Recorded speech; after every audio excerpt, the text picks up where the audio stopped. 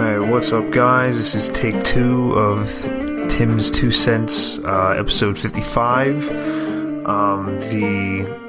non-Bitcoin pod, although now that we're doing all these different kinds of podcasts, I don't really have too much of a niche anymore of not being a crypto podcast. I used to have a little bit of a difference there, but there are plenty of other ones too, but I do appreciate anybody that's listening.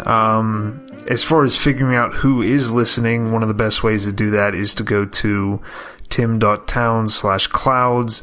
That's specifically for this show. That takes you to Mount Baker Vapor, where you can buy all kinds of e-cigarette stuff, mods, batteries, just simple batteries.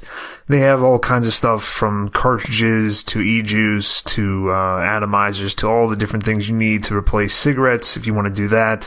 There's nothing like dry herb vaporizers or anything like that. There's nothing where you're going to have a for tobacco use only kind of thing on the side of it so that you can legally buy it. It's all legal. It's all fun stuff with that. Nothing that's going to do anything like that. But please check them out. That does give me a little bit of money. I do get a small percentage of that. And then also it does let me and Daniel know who is listening, how many people are listening. And just to make sure that I'm not just sending this out to a bunch of bots. Also, as far as all of our shows are sponsored by eToro. They are, and this is not specific to my show, but you will go to youmeandbtc.com/trade. They are a social trading platform where you're not just going to go through like crypto Twitter as far as to talk about what you're doing. You're not going to go on there just to get shit on. You're not going to go on there to have fun with other people. You don't need to go through Twitter. eToro has their own thing where you can send messages back and forth. You can copy people's trades. You can put your trades up to be copied by people, and then you earn a percentage off of them whenever they use that.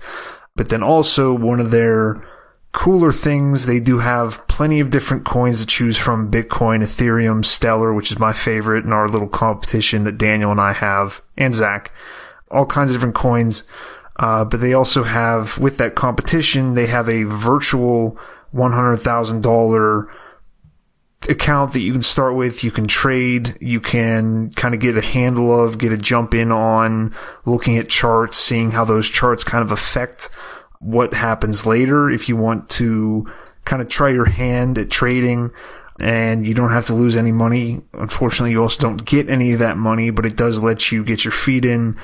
Let you get your feet wet. Is that the phrase? It's not real world money, but you're dealing with real world charts.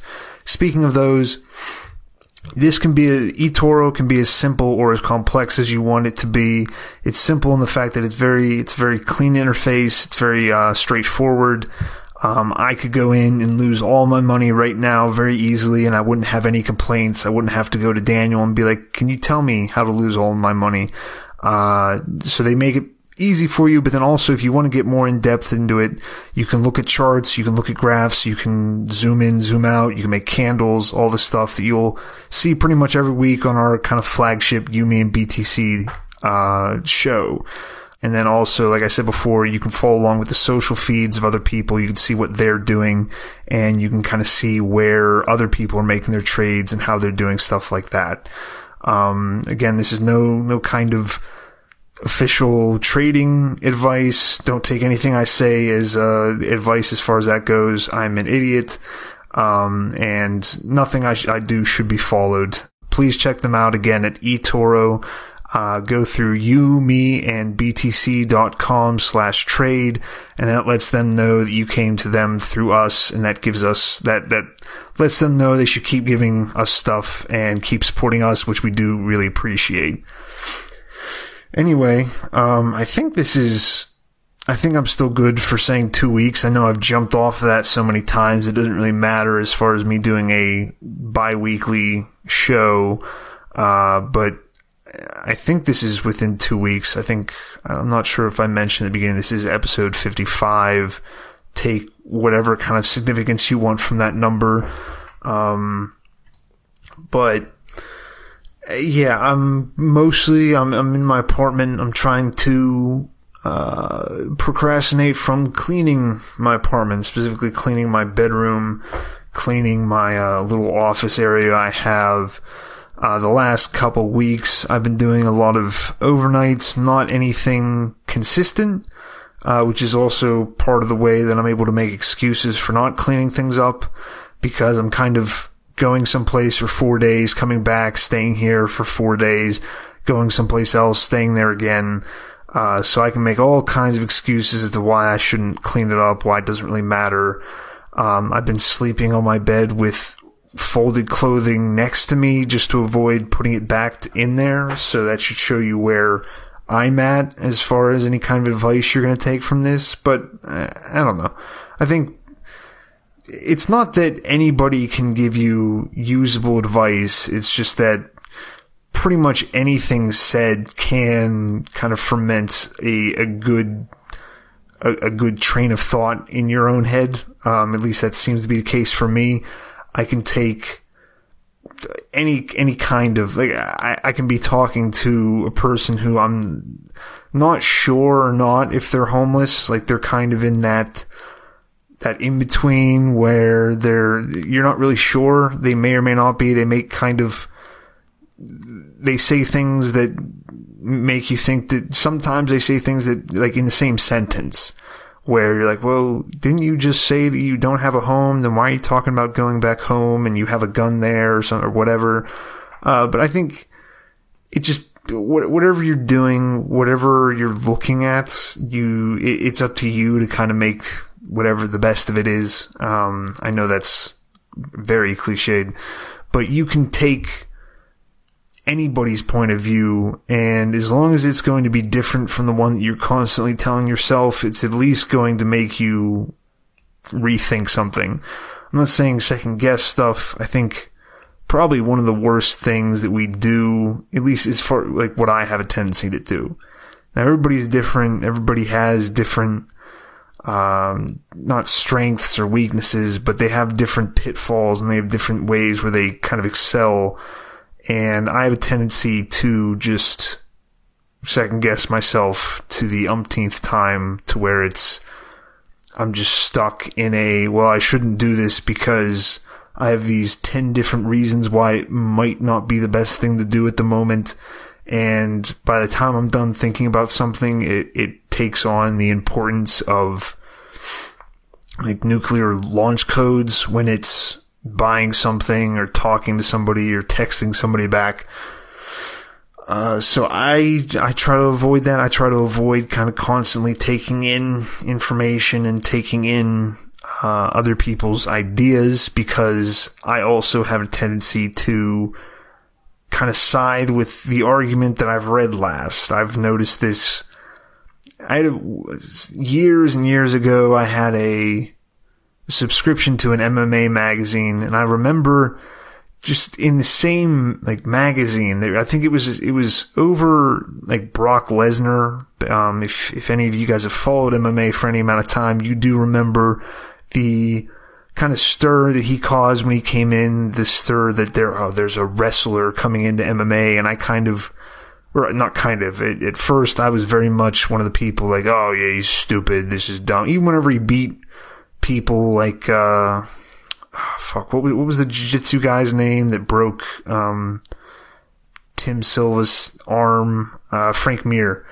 Even whenever Lesnar beat Frank Mir, I think Mir beat him first, though. I don't really remember, though. But I had the prevailing attitude of most MMA fans of just like, well, fuck this guy. He's a wrestler. He can't actually fight. And then you see him when he practices, and you do realize that he's like a super athlete. I mean, he's a giant dude, so he's going to do well in a heavyweight position, especially one where he's not the weight difference between heavyweights can be much bigger than, say, like a middleweight, where you have to be within a certain, much more of a closer weight range. I don't know if they've changed things like that recently. I don't even know if Lesnar still fights. I have no idea. I haven't followed anything for so long. I especially haven't followed heavyweight fighters. But I remember in that magazine. It's Fight Magazine. I'm not sure if they still run anything or not. But they had an article about how he was actually a good athlete, and he was a wrestler in college and high school, and how he was just kind of a freak. And then I was, oh yeah, no, I guess he is a good guy. That's okay. And then that was like the first time that, a little bit after kind of having that thought and going, oh yeah, he's not that bad, I then went, wait, didn't I just like vehemently dislike this guy, and I'd heard things about him being a good athlete before I didn't care? And then I realized, oh, I'm a sheep. I'm very susceptible to just following whatever it might be that it's just whoever's opinion I've heard last. I think it's more of an issue if it's a person that I've kind of deemed as an authority on the subject. If I hear what they say, I kind of just side with them immediately. And then if I get two different authorities saying two different things, I get all confused and flustered. And that's probably why I stopped following MMA anyway. So, but I know I have to be careful with that. I know I have to be careful with not just going, oh, okay, well, I read this and blah, blah, blah, blah, blah. I also kind of just got out of that and I try to stop myself from doing that just because I don't want to have those conversations unless I have to. I kind of save up little tidbits that I hear now and then in case somebody corners me and starts just babbling about a lot of different things. And I don't just keep to MMA anymore. I try to do this with everything, where if someone in public or someone who I like kind of know, but I know I'm not going to have an actual conversation with, like I will with like Daniel or John or something. I kind of pick and choose little things where I go, oh yeah, no, I heard this, and guess what? And, isn't this interesting? And oh, well, this guy said that, and that's why that should be important, and that's why isn't this cool? I think it's probably a good idea. It's probably a good idea to have those kinds of things for like family get-togethers, because no one really wants to talk about Bitcoin or libertarianism or really much of anything that's real super important. And even if they do, I think I mentioned this on my last show with Daniel for You, Me, and BTC, where people have these kind of opinions where they go, well, this is real serious, and then it's just the most like mundane and pedestrian thought you could even imagine, and they're putting it forward to you like it's something that you should be like, oh wow, you're such a free thinker. How did you ever parrot the same idea as a million Redditors ever? How did you ever come up with that kind of idea? So, I mean, most of the time it's better to just figure out what people are going to be receptive to, what people are not even receptive to, but just what they're going to be willing to listen to, what's not going to get you.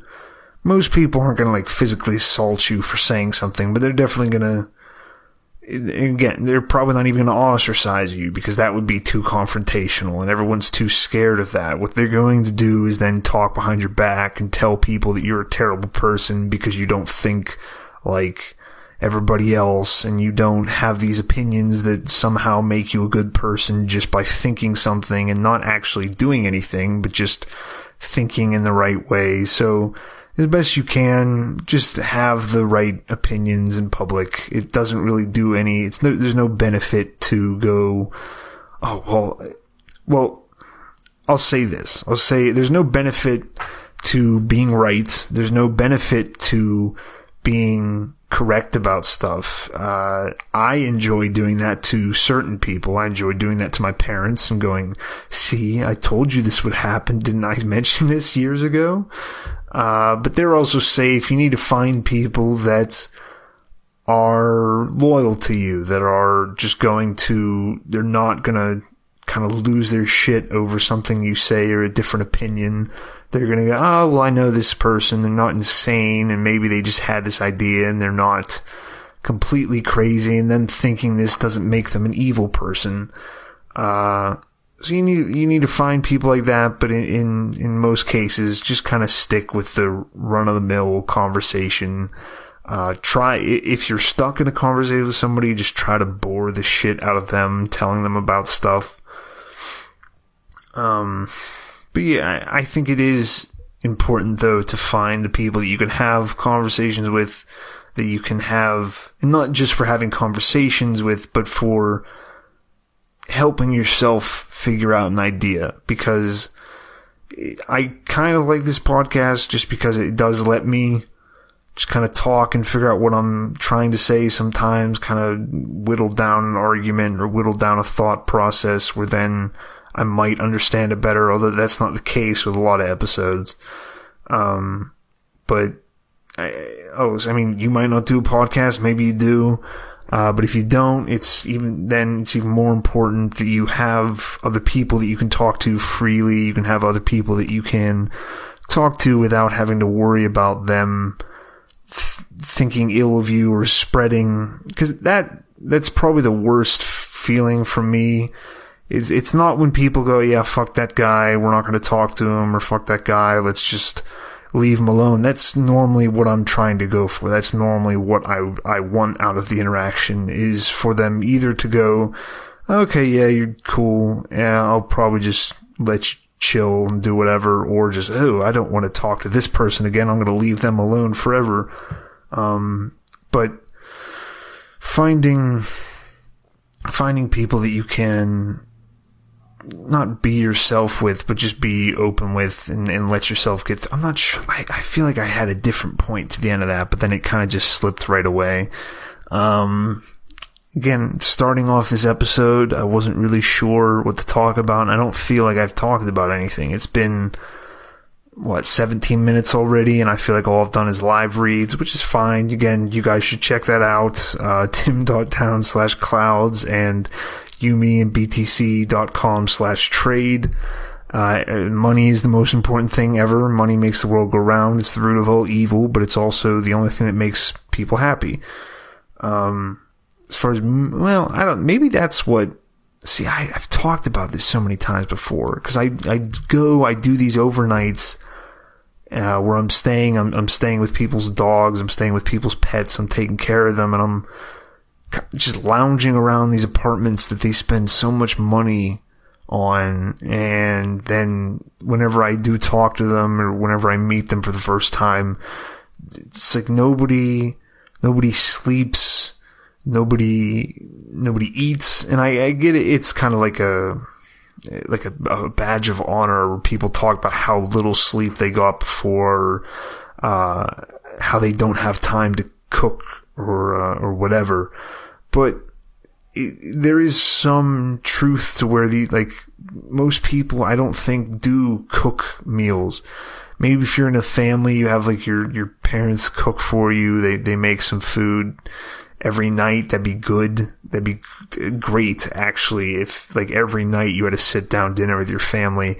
I had that most of the time. It wasn't my mom definitely didn't cook every single night, but we always had a time, especially when we were younger, where we would sit down.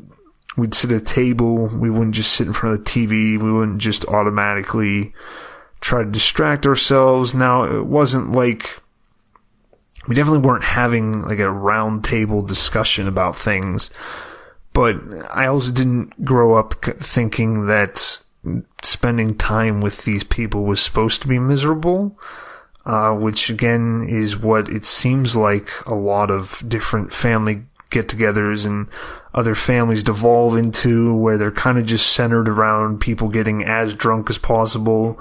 Every holiday, it seems like everybody just gets hammered the night before because they don't have work the next day, and then also they have an excuse to drink before noon and not feel bad about themselves. Maybe this is where I want to go with this, because I don't want to do too long. I do eventually have to start cleaning. It's getting kind of late here. And I guess as far as I'll do advice right now, get up earlier and go to sleep earlier. Don't be wandering around your apartment like I do at 1 a.m. in the morning going, what happens when my parents get older? What happens when I get older? What happens when we all get older?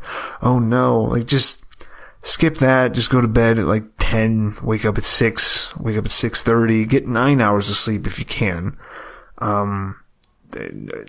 You're not going to be harmed by that for sure. You're not going, and you're also not going to miss out on much of anything positive most nights. And I'm not saying completely avoid people, but interaction and social interaction, especially ones that are again fueled by alcohol and just kind of being comfortable around people because you're all the same level of fucked up, it's not going to be positive. You're going to have some happiness kind of in the moment, but it's going to be from the chemical influence of the booze. It's not going to be because you're just having such great time. But he looks back when, oh, we got so fucked up. And it's like, well, did you have fun? Well, I don't remember. I just got so fucked up that I vomited or I fell over or I stomped around or I yelled at somebody. And it's never like, it never sounds fun, and whenever they're describing it, they're never making a point to say that it was fun. It was just how crazy they were acting or how unusual they were acting compared to how, well, I'm normally pretty quiet, but when I get a couple drinks in me, so okay, well, that's not, yeah, whatever. It's not interesting just to get fucked up. If anything, do that.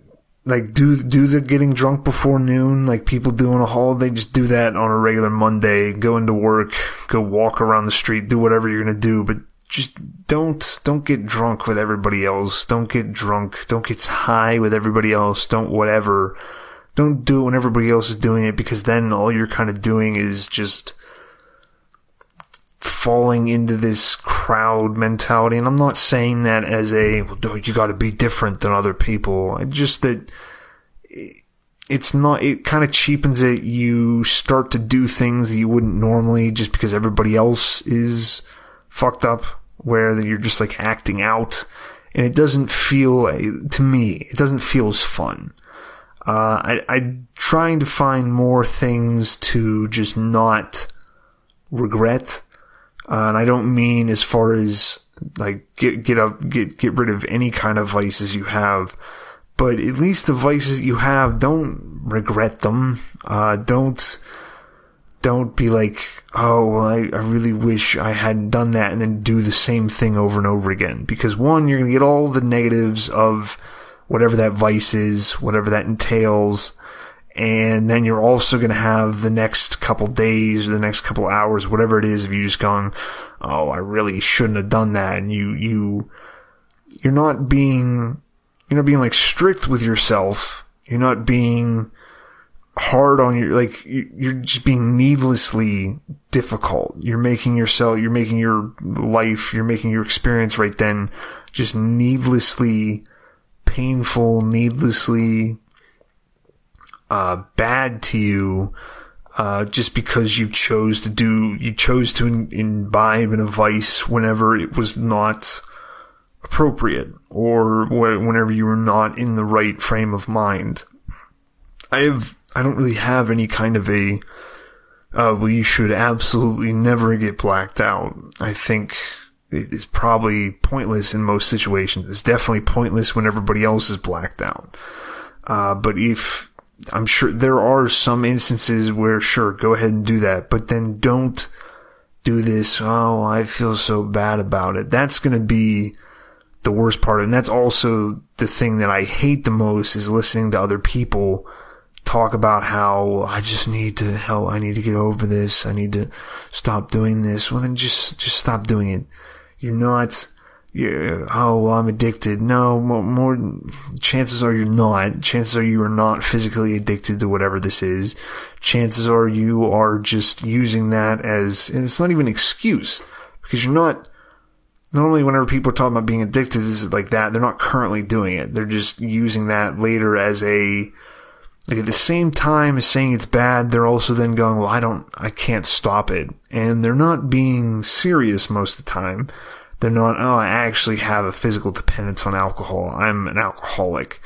It's just a meme as far as in real life, where just kind of everybody says it because it's fun then. And we have to figure out stupid little linguistic tricks to make things fun because they're not, and because we live just so repressed and so just down on ourselves and down on any kind of individual act that we do, that we then have to go, oh, it was an accident, or oh, well, I'm just this way whenever I get some drinks in me.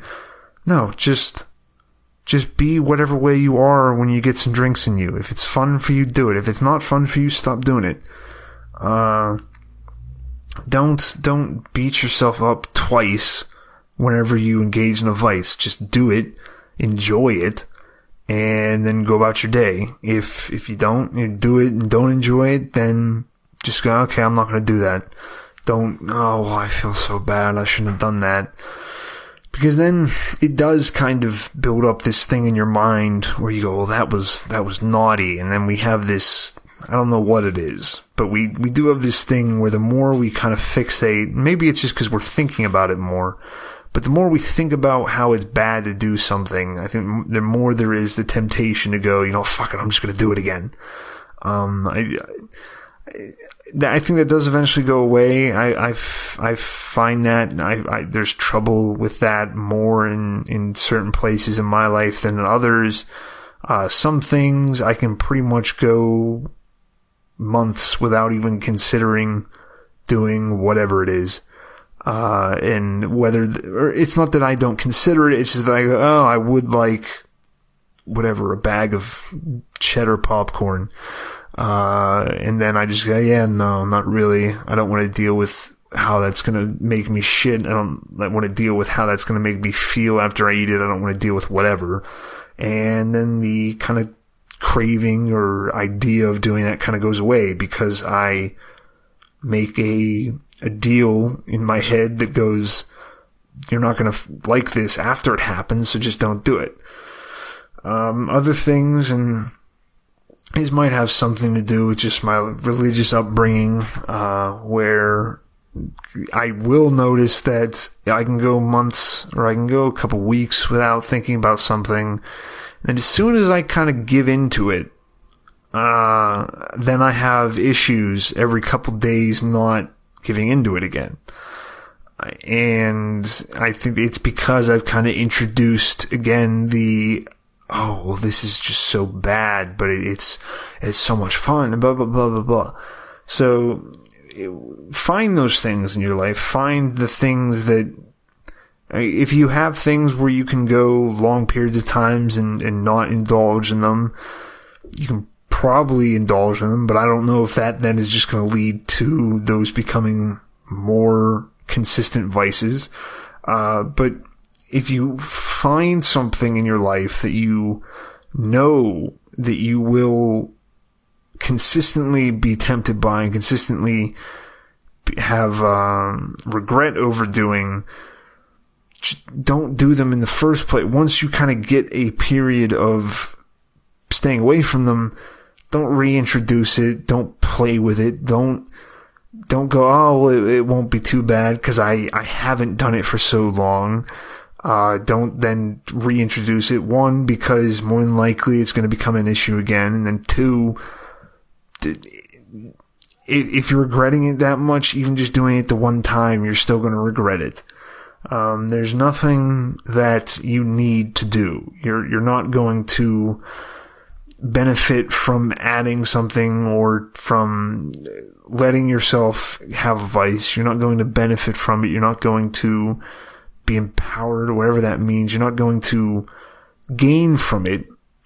So if you're going to consistently be brought down by it, if you're going to consistently for whatever a period of weeks afterwards fight with it and go through cycles of fighting with it and then being depressed and remorseful whenever you do give into it, just stay away from it in the first place. Don't let yourself kind of convince yourself that it's not that big of a deal, because the more you're trying to convince in your own head how much something isn't that big of a deal, probably the bigger of a deal it is to you, at least.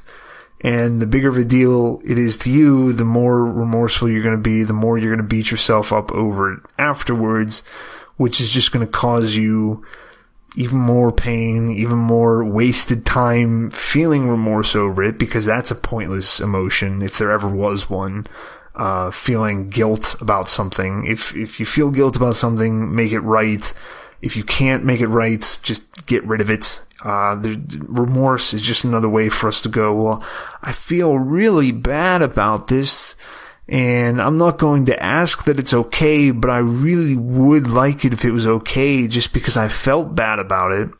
So get rid of that, get rid of remorse, get rid of feeling like, oh, I just shouldn't have done that, because in the end, it's not going to matter. In the end, you don't get that time back. You want to worry about wasting your time playing video games. Worry about all the time that you waste, whether it's sitting in your car driving or just sitting at your house going, oh, I fucked up. Oh, I shouldn't have done that. So I don't know, free up your life. Don't waste so much time getting into your feelings. I mean, your feelings are useful. Your feelings are important, maybe. Unless by telling you your feelings are unimportant, that means you guys will send me more money.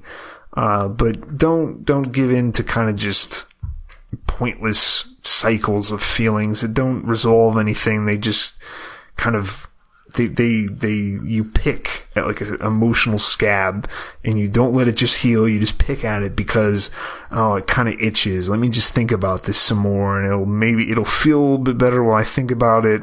It'll bring back some of those memories. If you just let it alone, if you just don't pick at it, if you just go, I don't know, drink coffee, go to the gym, unless it's like 9 p.m., because remember, you need to go to bed at 10. Just don't pick at it, let it alone. It will heal over, and don't cut it again. Don't break it open again. Don't let it start bleeding again, because if it does, it's going to start bleeding worse, maybe, and then it's going to be even harder to not pick at it afterwards. So there's my analogies. I'm glad that my analogy boils down to a scab, which is just a wonderful image. Anyway, thank you for listening. I'm going to sign off now and actually try to clean something here.